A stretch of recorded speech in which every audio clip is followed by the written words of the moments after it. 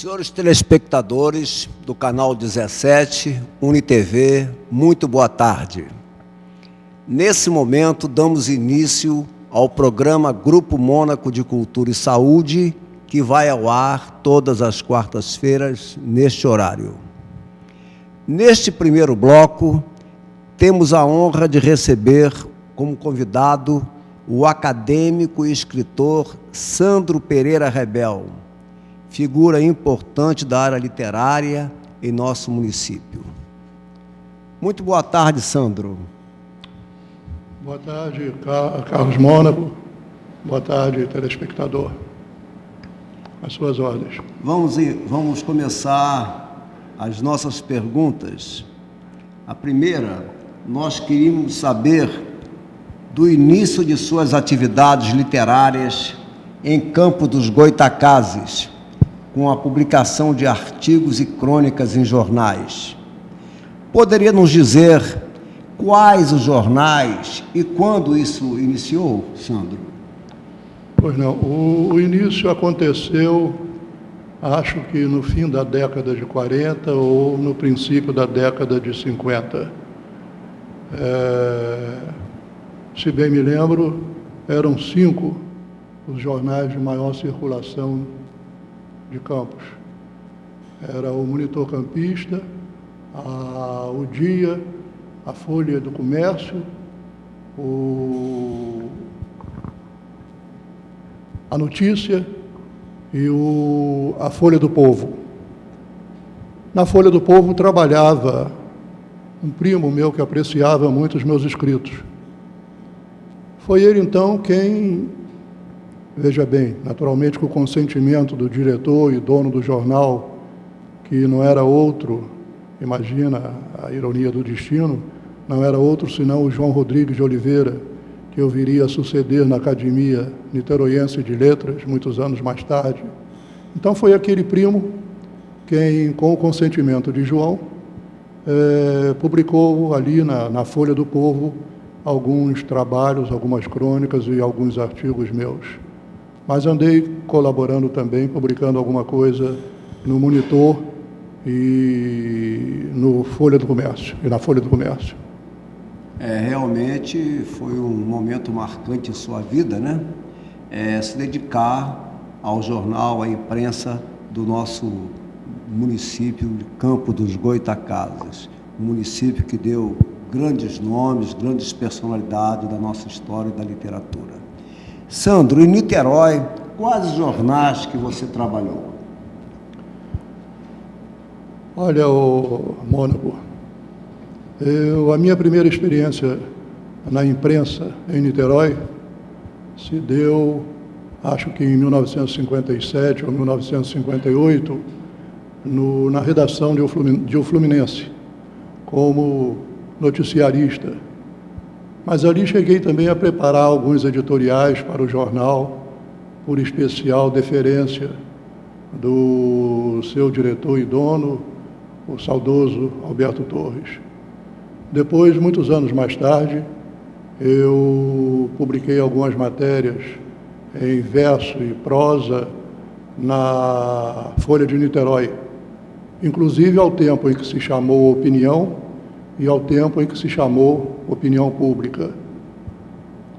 Mais tarde, bem mais tarde, em 1999, eu então passei a colaborar para o Opção, por convite do nosso saudoso amigo Aurélio Zaluar, e lá estou até hoje, quer dizer, há perto de 11 anos, publicando minhas crônicas e matérias correlatas.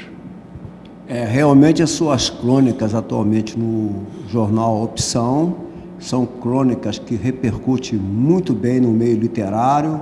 Eu quero parabenizá-lo por esse trabalho que você desenvolve, né? Obrigado. Com essas crônicas no jornal do atual Heber Salles, que é o diretor, em substituição ao nosso saudoso Aurélio Zaluar. Sandro, lembro-me que quando a editora Aurora, em 1956, editou seu primeiro livro, Geografia do Estado do Rio de Janeiro, Fale o porquê desta ideia, desta publicação, o porquê, o motivo dessa publicação, no ano de 1956. Essa geografia tem mesmo uma historinha. Eu a fiz sem nenhuma pretensão literária.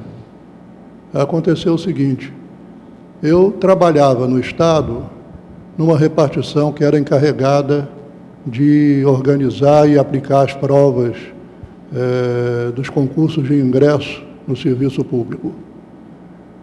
Naquela ocasião, então, eu vi a dificuldade que enfrentavam os candidatos para estudarem, encontrarem material para estudo da geografia do Estado do Rio. O que eu fiz foi preparar umas apostilas e que distribuía entre eles graciosamente. Não sei como nem porquê, o livreiro, dono da livraria universitária aqui em Niterói, o Marçal, tomou conhecimento dessas apostilas e se interessou por elas, inclusive, é claro, convertendo-as em livro. Então, peguei aquele material, tentei melhorá-lo, mediante a utilização de dados que colhi junto ao IBGE, e vendi toda a edição ao Marçal. Foram cerca de 1000 exemplares, e, ao que sei, parece que ele fez um bom negócio, porque o livrinho teve mesmo boa saída. Eu sou testemunha, porque eu estava iniciando minha carreira na livraria e lembro-me perfeitamente da procura de tanta gente atrás dessa geografia do Estado do Rio de Janeiro, que foi editado pelo meu saudoso colega Marçal, que funcionou por muitos anos com a livraria na Rua da Conceição, número 19. Parabéns pelo trabalho, Sandro. Seu segundo livro, Arco-Íris, que é uma coletânea de quadras e pensamentos, editado em 1996, foi um dos mais marcantes lançamentos que assisti. O enorme público e a presença da nata da nossa intelectualidade. Por que esperou 40 anos, Sandro, para publicar tão importante trabalho? Ô, Mônaco, realmente, de certo modo, é estranho que isso tenha acontecido, mas tem uma explicação. É que eu, tendo perdido meu pai exatamente no ano em que eu havia publicado a geografia, eu que até então via no serviço público, eu tratava o serviço público apenas, como se diz, como um bico, eu tive de passar a considerá-lo com mais atenção, porque com a morte de meu pai eu era o filho único, tenho 2 irmãs, mas homem era só eu. Eu tinha então o encargo de ajudar minha mãe na condução da família, da casa.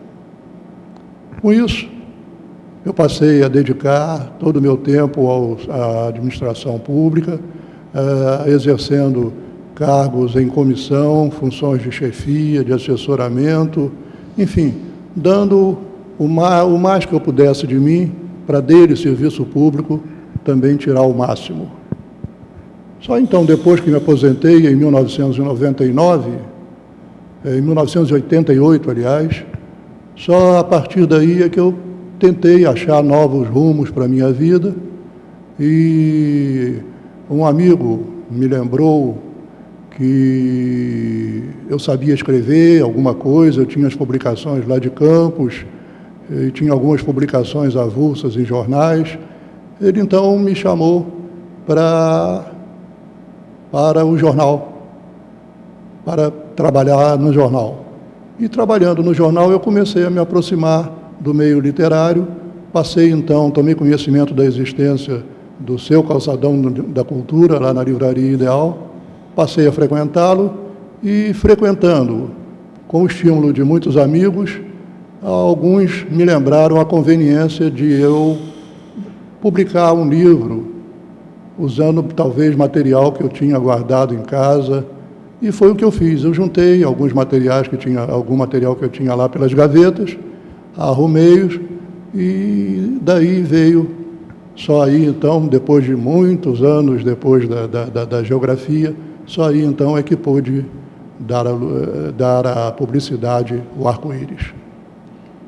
Sandro, no mesmo ano que você lançou o arco-íris, você também lançou os subsídios para a história de um calçadão, com perfis em quadras de frequentadores do Calçadão da Cultura, da Livraria Ideal.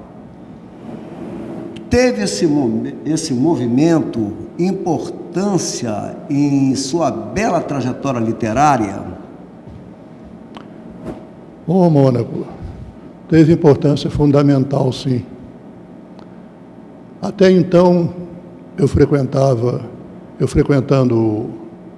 o Calçadão da Cultura, eu me sentia ali assim como que um estranho no ninho. Mas, com a publicação dos subsídios, que aliás eu nem comercializei, eu distribuí a todos que compareceram, entre todos os que compareceram ao seu lançamento, com os subsídios.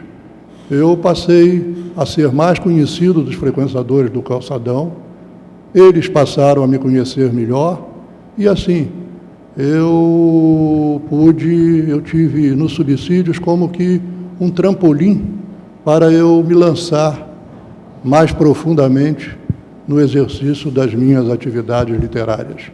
Então, foi de suma importância o surgimento dos subsídios para a história de um calçadão no desenvolvimento da minha carreira. E você pode ter certeza que todos aqueles que frequentam o Calçadão da Cultura muito te estimam, consideram e lhe respeitam. Fale-nos, Sandro, sobre suas outras publicações. Bom, depois da geografia e depois do subsídios, e já aí depois também do arco-íris, eu desencabulei de vez. Eu publiquei vários livros quase que em série. Em 1997, eu publiquei Contos de Outros Tempos, obviamente, ou por outra, Verdes e Maduros, de crônicas. Logo a seguir, ainda em 1997, o Contos de Outros Tempos, naturalmente de contos. Em 1998, eu lancei Lampejos, de Trovas e Raicais. Em 1999, outra vez um todo de crônicas, o Dois Tempos. Em Cronicontando, em 2001, outra vez, todo ele de crônicas.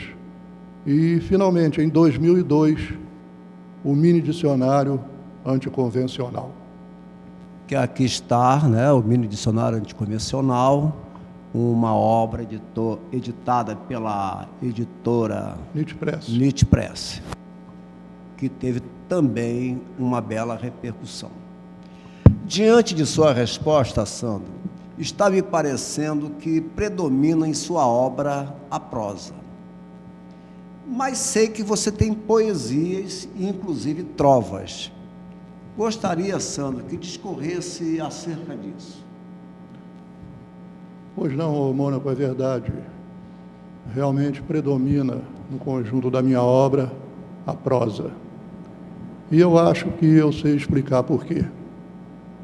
É que, tendo estado muito tempo afastado, inteiramente sem qualquer contato com a literatura, ou seja, durante aqueles 40 anos em que eu estive dando tempo integral e dedicação exclusiva ao Estado, eu estive, então, afastado desses contatos com a literatura, e quando os retomei, eu vi que A poesia que eu lera, aquela, por exemplo, que eu lera em Olavo Bilac, em Castro Alves, em Casimiro de Abreu, em Gonçalves Dias, aquela poesia que, afinal, era toda ela feita nos moldes clássicos, com muita sujeição à rima, à métrica, à literação, enfim.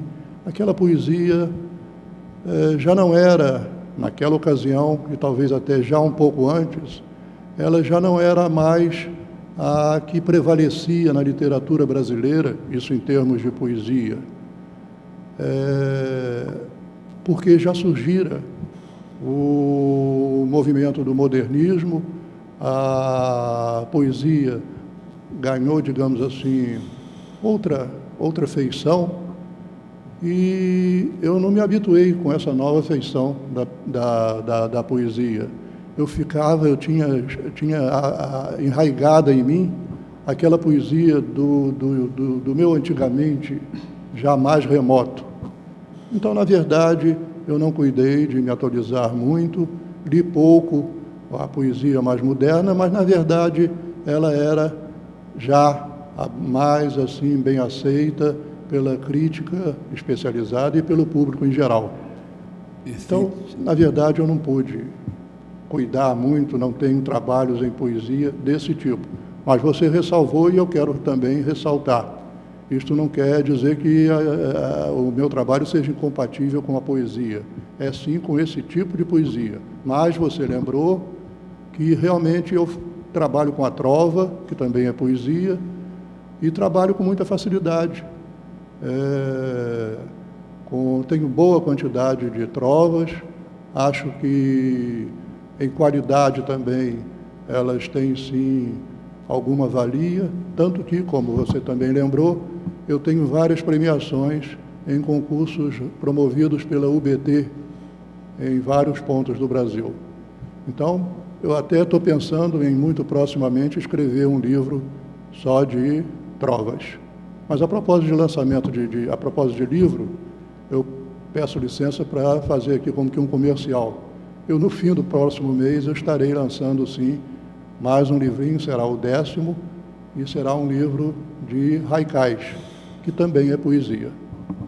Então vamos aguardar ansiosamente pelo lançamento do seu novo trabalho, Sandro.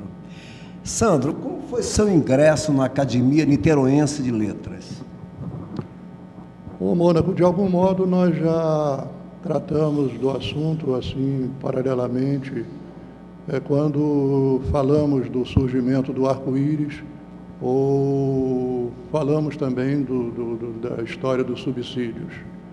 Realmente, com a boa aceitação que teve o arco-íris, e você citou isso na sua pergunta há pouco, e com o lançamento dos subsídios, me aproximando dos frequentadores do Calçadão da Cultura, é claro que entre esses frequentadores havia numerosos acadêmicos. E eu me aproximando dos acadêmicos, é claro que também me aproximei mais da própria academia. Daí que, quando surgiu uma oportunidade de concorrer a uma vaga na academia, alguns amigos me incentivaram nesse sentido, e eu aceitei de bom grado a ideia. Candidatei-me, então, à vaga que surgiu com o falecimento de João Rodrigues de Oliveira, e certamente, porque fui candidato único, fui eleito, sim, com uma expressiva votação. Mas você vai me permitir que eu ressalte aqui a minha felicidade em ingressar na academia e, sobretudo, de fazê-lo para ocupar a cadeira de João Rodrigues de Oliveira. Tenho certeza que a Academia Niteroense de Letras ficou rica com seu ingresso, porque realmente você, Sandro, é uma das figuras, um dos escritores, como já falei antes, dos mais respeitados e queridos aqui em nossa cidade. Obrigado, Mônaco. Eu só queria justificar por que eu ressaltei a minha maior felicidade em tendo ingressado numa vaga aberta para ocupar a cadeira deixada por João Rodrigues. É que João Rodrigues foi um grande amigo meu, um grande amigo de meu pai, um grande amigo da família, e foi uma pessoa que teve uma participação importantíssima em momentos de alta relevância da minha vida. Sim. Foi ele, eu já falei aqui, foi ele quem abriu as portas do seu jornal lá de Campos para eu publicar meus primeiros trabalhos. Foi ele quem apresentou, já então como deputado na Assembleia, uma moção de aplausos pelo lançamento da minha geografia do Estado do Rio, sim. Foi ele também quem, quando eu quis dar uma destinação condigna à biblioteca que herdara de meu pai, foi ele quem me apresentou a você, para você me assessorar a respeito, e com isso, de certo modo, me introduziu no calçadão da cultura, que seria o grande espaço que eu utilizei para desenvolver minha carreira. Ainda mais, João foi autor de um projeto de lei, de uma emenda, uma mensagem governamental, que criou no Estado a carreira de procurador. E, através dessa emenda, eu ingressei nessa carreira. E, por último, João também foi, ainda como deputado, quem apresentou um projeto de lei que resultou na concessão à minha mãe de uma pensão especial, em reconhecimento do Estado pelos trabalhos que o papai havia prestado a ele, e essa pensão, evidentemente, que foi importantíssima para o nosso sustento. Então, o João participou de tudo isso, daí você pode imaginar como foi um momento dos mais gratificantes, dos mais significativos e dos mais emocionantes, o meu ingresso na Academia de Letras, exatamente numa vaga deixada por João Rodrigues de Oliveira. O João Rodrigues de Oliveira também muito me incentivou na minha carreira. Presenciei os dois seus lançamentos, Vinho Velho e Farpas e Flores, lançamentos, por sinal, na Associação Fluminense Jornalista, aqui eu compareci, bastante concorrido, né? Era realmente uma figura muito estimada aqui em nossa cidade, um campista de grande valor. Sandro, você se considera bem-sucedido no exercício de suas atividades literárias? Ô, Mônaco, honestamente eu posso dizer que sim. E basicamente por duas razões. Primeiro, é que eu tenho, por norma na minha vida, procurar sempre selecionar as minhas metas e, sobretudo, colocá-las sempre a uma distância que me permita alcançá-las. Eu sou, com isso, não é virtude, mas é pela própria natureza, eu sou pouco ambicioso. Então, eu acho que isso da gente tentar valorizar o chão que pisa, porque é ele que nos sustenta de pé, eu acho isso importantíssimo. Eu não cuido, então, de sonhar, nunca cuidei de almejar ou de sonhar com ser um grande escritor, um poeta renomado, um autor de best-seller, nada disso.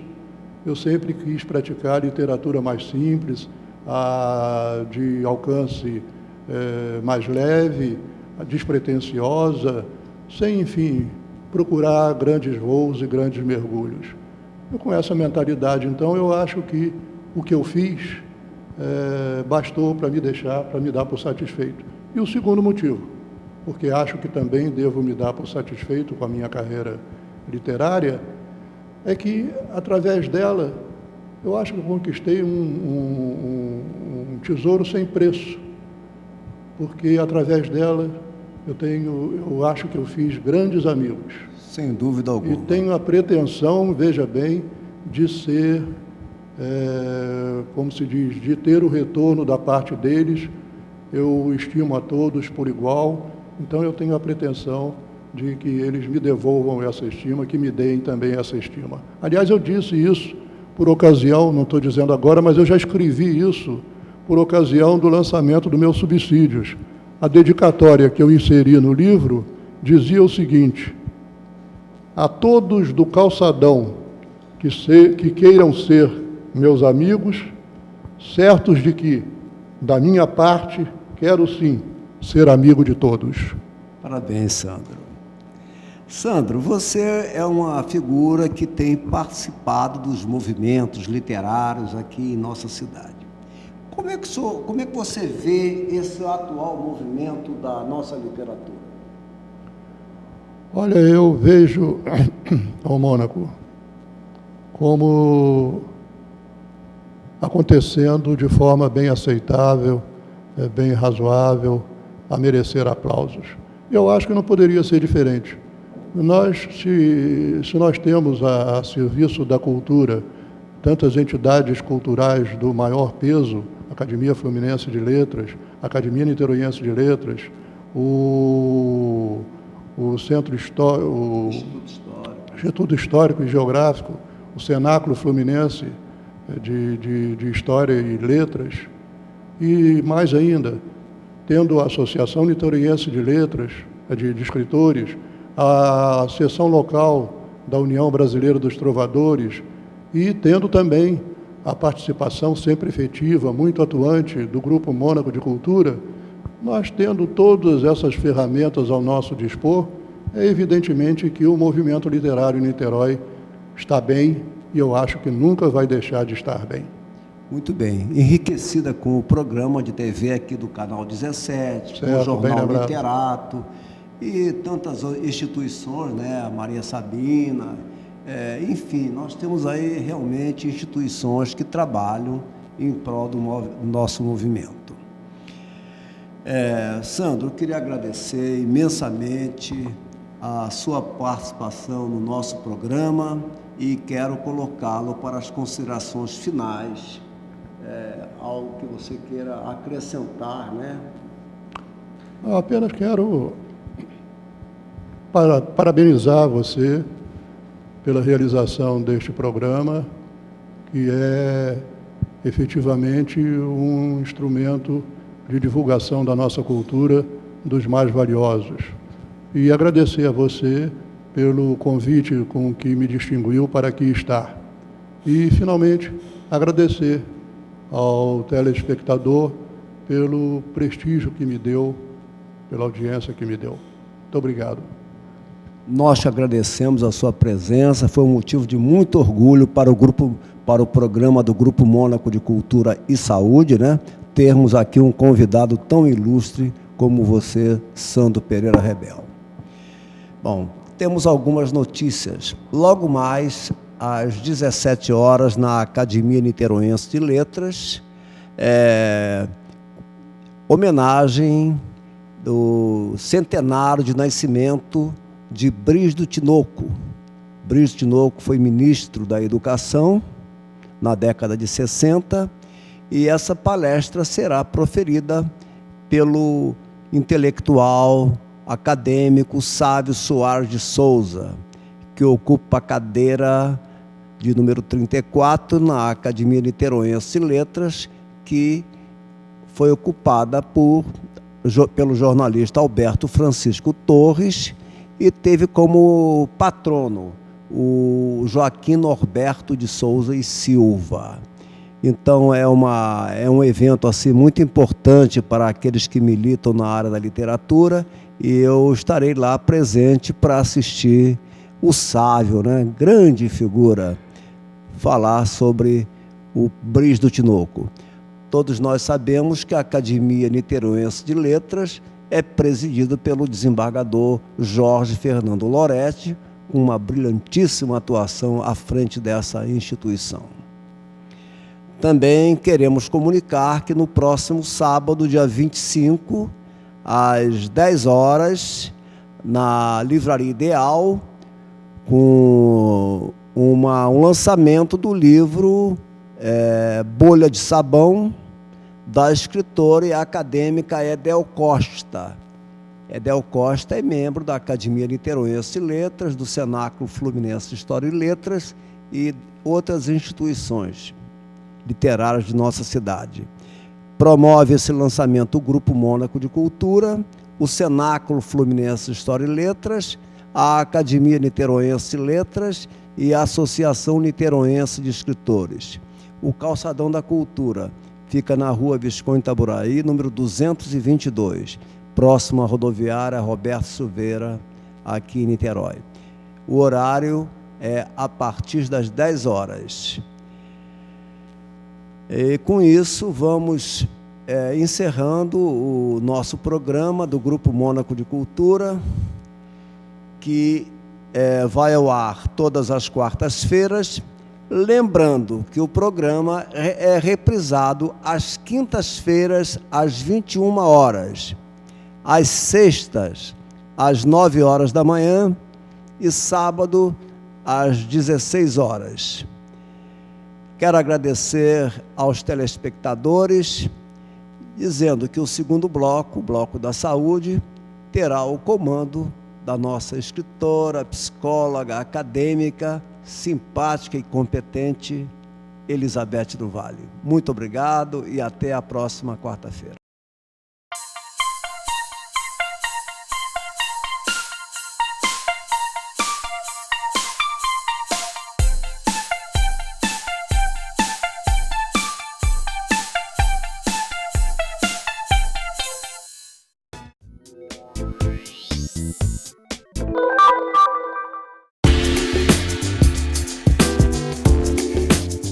O Serviço Médico da UF fica no prédio da reitoria e faz atendimento médico ambulatorial a servidores e alunos da universidade. Nós dispomos no total de 15 médicos e dispomos das especialidades de cardiologia, clínica médica, gastroenterologia, pediatria, cirurgia plástica preventiva visando o câncer de pele, nutricionista, ginecologia e geriatria e gastroenterologia. O nosso trabalho é trazer prevenção nas doenças mais comuns que a gente vê mais entre os servidores, né? Que é a pressão alta, a hipertensão arterial, né? O diabetes principalmente e o tabagismo também. Então a gente traz a medição da glicemia, né? Os panfletinhos para orientação sobre a doença, diabetes, como é que evolui e tal. A gente traz medindo a pressão também, né? O medidor de pressão. E agora está com a gente também a medida do monoxímetro, né? A medida do monóxido de carbono, né? E a dosagem de nicotina que as pessoas estão inalando.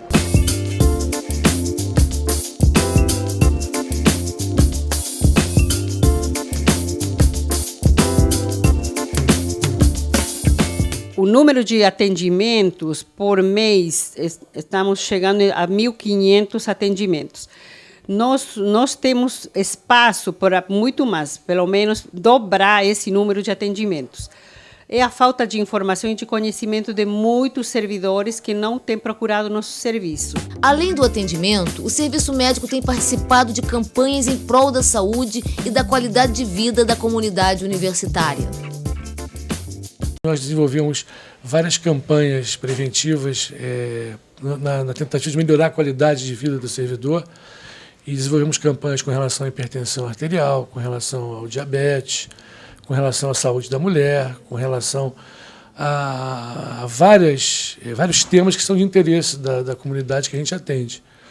E fazemos campanhas não só aqui na reitoria, como também em vários locais da universidade, no campus aqui de Niterói, como também em vários municípios, que a Universidade Federal dispõe de postos avançados, né, nos seus campos avançados da UF. O serviço não atende emergências e as consultas devem ser agendadas pelo telefone 2629-5279.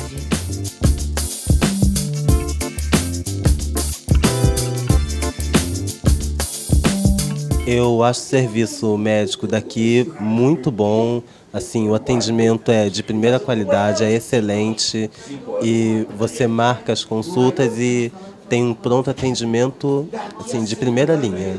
É muito bom. Acho que eu estou aqui mais de 10 anos. É a melhor qualidade.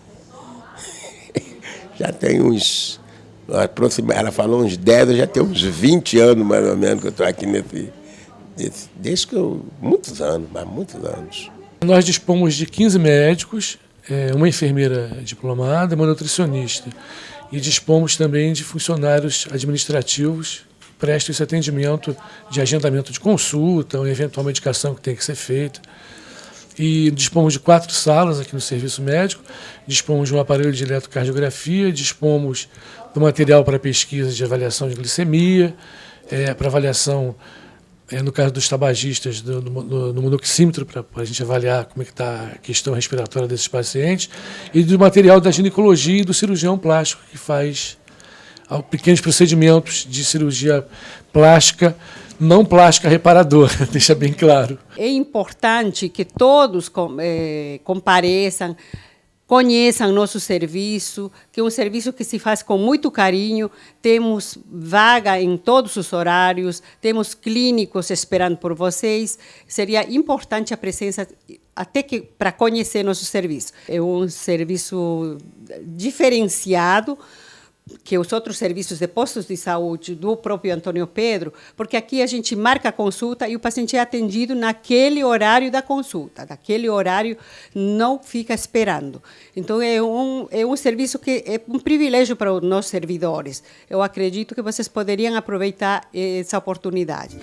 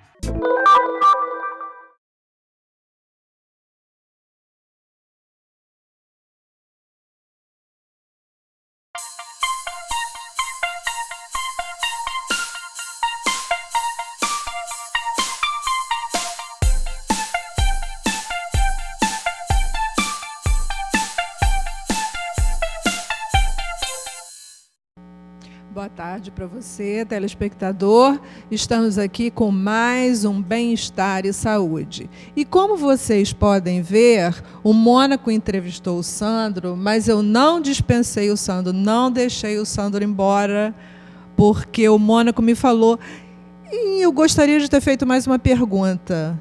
E como eu gosto muito, tenho uma admiração muito grande pelo Sandro, primeiro porque é um intelectual de primeira linha, afetivamente falando, eu tenho um carinho muito grande por ele. Aliás, ele enfatizou na entrevista com o Mônaco que ele é uma pessoa que se dá muito aos amigos, e é uma verdade, e nós que estamos em torno dele valorizamos muito isso e queremos retribuir da mesma forma, viu, Sandro? Que bom. Você é para a gente, da Academia Niteroiense de Letras, e das outras entidades culturais, que eu, inclusive, gostaria que você falasse exatamente sobre elas, já que o Mônaco deixou essa pergunta, né, não fez. Então, eu agora gostaria que você falasse um pouquinho das entidades culturais das quais você faz parte. Pois não, Elizabeth, antes você apenas me permite que eu lhe agradeça essas referências tão elogiosas com que você me distinguiu. Fico muito envaidecido com elas. As instituições a que eu pertenço são as seguintes: a Academia Niteroiense de Letras, onde eu ocupo a cadeira 46, patronímica de Lili Leitão, e antes ocupada apenas por João Rodrigues de Oliveira. Eu pertenço à Academia Fluminense de Letras, ocupando a cadeira 47, que foi anteriormente ocupada por, entre outros, pelo eminente Oliveira Viana e pelo não menos eminente, saudosíssimo amigo Ângelo Longo. Eu pertenço também, eu integro, na condição de membro honorário, a Academia Itaocarense de Letras.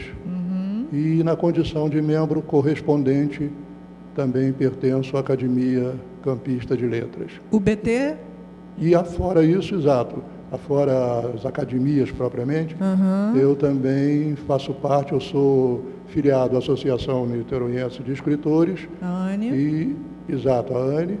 E pertenço, sou filiado à seção local da União Brasileira dos Trovadores e, também devo lembrar, faço parte, com muito orgulho, com muita honra, do movimento importantíssimo na história literária de Niterói, que é o Grupo Mônaco de Cultura. Tá, então posso fazer um xixi agora? Já que eu estou aqui com o seu dicionário anticonvencional, que eu acho o máximo, vou inclusive ler alguma coisa aqui para os nossos telespectadores, mas em relação a você pertencer ao UBT, eu vou fazer uma ironia aqui, um xiste. Quer dizer que você, fazendo trovas, então você vem trovejando muito bem, porque, olha, suas trovas são maravilhosas. Obrigado, muito obrigado. Muito boas. E, olha, o dicionário é muito bom. Eu vou dar uma pinceladinha aqui em alguma coisa desse livro publicado pelo Sandro, que eu li, e a partir do momento que eu li a primeira página, eu fui até o final, de tanta curiosidade, porque ele realmente é uma pessoa extremamente criativa, e eu gostei muito desse trabalho. Então, eu vou aqui passar alguma coisa para você, telespectador, para você ver a capacidade, a criatividade do Sandro. Ele define aqui, absurdo. Ele diz que é tudo que não coincide com nossas opiniões. Acaso, um descuido do destino. Acessório, um penduricalho do principal. Então, veja que humor e que ironia, né? Que sutileza com que ele escreve. Agonia, o paroxismo da dor. Álibi, o suspiro aliviado de quem é suspeito de ter feito alguma lambança. Andarilho, um maratonista frustrado. Anoitecer, apagão da natureza que acontece após todo fim de tarde. E por aí a gente vai. Olha, eu gostaria de ficar lendo aqui o dicionário anticonvencional do Sandro a tarde inteira para vocês, porque eu acho que a gente ia dar boas risadas. Obrigado. Eu acho que tudo isso... Porque é um trabalho inteligente e extremamente criativo, Sandro. Gratíssimo por vir de você, ainda me satisfaz mais. Apenas digo que tudo isso é compatível com a definição que eu dou aí mesmo para a vida. Não é isso? Eu digo que a vida é um caso sério a ser tratado com graça. É o seu pragmatismo de viver, né? É verdade. Quer dizer, a vida é a nossa grande escola, é a nossa grande mestra. Pelo menos a gente tem que tentar ter sempre isso em vista. Exatamente. E eu acho que se a gente não tiver a possibilidade de colher da vida esse lado bem-humorado que a vida tem, com certeza a nossa vida fica muito empobrecida, não é? E cáustica, árida. E a partir do momento que a gente pode tirar, inclusive, das fases mais difíceis que a gente passa na vida, que são as perdas que a gente tem, né?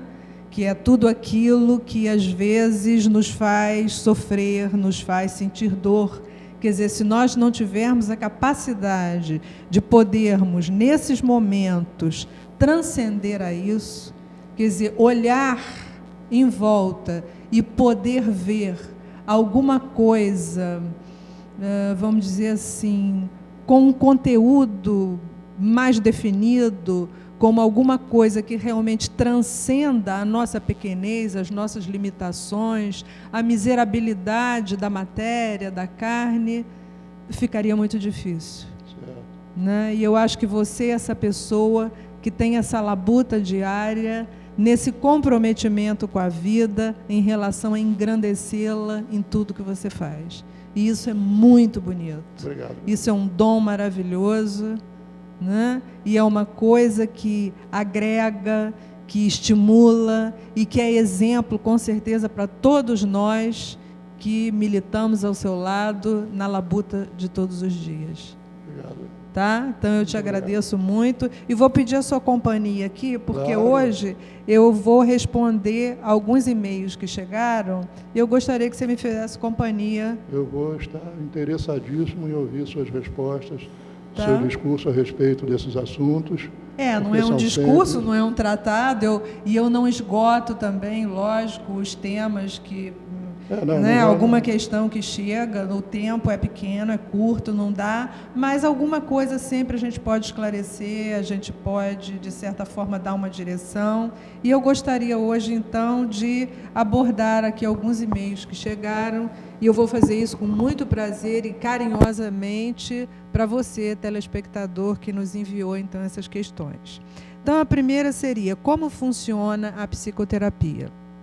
Então, eu poderia dizer que a psicoterapia é um processo pelo qual, quer dizer, pode ser lá o tipo de terapia que for, né? Mas, no fundo, a proposta desse tipo de abordagem de tratamento é fazer com que cada indivíduo se relacione melhor consigo mesmo, se conheça mais profundamente, conheça seus processos internos, seus processos mentais mais profundamente, né? Então, seria, grosso modo, parafraseando Jung, mais ou menos assim: é um processo que leva o seu eu, o meu eu, a ter um contato mais profundo com o meu si mesmo. Então, é um processo que leva o seu eu a ter um contato mais profundo com o seu si mesmo, né? Porque estaríamos aí verificando que teríamos duas dimensões dentro de cada indivíduo, dimensões essas de percepções diferentes. O eu estaria relacionado ao ego, àquilo que está na consciência de cada indivíduo, que ele percebe com a sua razão. E o seu si mesmo já estaria relacionado com tudo que esse indivíduo percebe inconscientemente. Quer dizer, que ele percebe, mas um pouco fora desse campo da consciência. Quer dizer, numa abrangência maior, como, por exemplo, o Jung diria que isso seria o inconsciente coletivo. Quer dizer, que seria uma outra forma da pessoa perceber tudo que está à sua volta, mas de uma outra maneira, que não nesse processo tão direto da consciência imediata, né? Dessa razão imediata e dessa lógica clássica, que seria a lógica clássica matemática, onde 2 e 2 são 4. E o si mesmo, quer dizer, essa outra instância psíquica que nós possuímos, que ela é muito mais abrangente, né? Ela tem uma percepção muito maior, já que ela teria justamente o componente psíquico da estrutura da intuição, quer dizer, da estrutura psíquica, que é muito mais abrangente, que está ligada à filogênese, que está ligada à ontogênese, quer dizer, que está ligada à história da humanidade, à memória genética do ser humano. Então, o que o processo de psicoterapia propõe? Ele propõe que, à medida que o indivíduo for tomando consciência da grandeza da percepção que ele pode ter em relação ao campo imenso que ele tem à sua volta, né? Ele tem um universo sem fim à sua volta. E ele, quer dizer, muitas vezes, ele se reduz a esse eu que fica imediatamente cerceado por essa instância psíquica que a gente chama de ego, e, de certa forma, ele fica, vamos dizer assim, um pouco que deficiente dessa visão mais ampla de estado de ser, que seria exatamente esse estado de ser mais pleno, mais abrangente. Então, o processo terapêutico, ele visa que o indivíduo possa tomar cada vez mais consciência da abrangência desse saber, né? Da abrangência desse conhecimento que ele particularmente não sabe que sabe, mas sabe.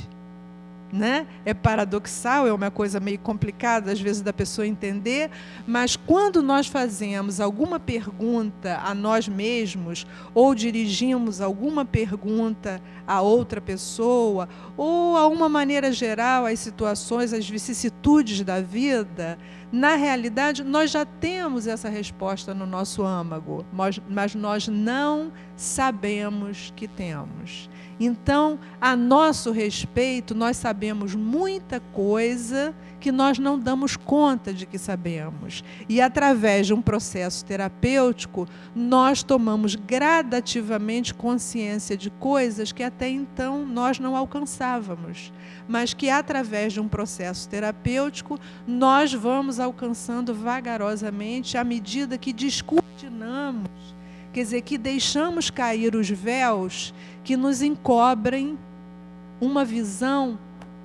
Continuo a falar na questão da amplitude, né? De uma visão que fica cerceada, que fica nublada pelo fato de nós, justamente, talvez não termos um conhecimento maior de determinadas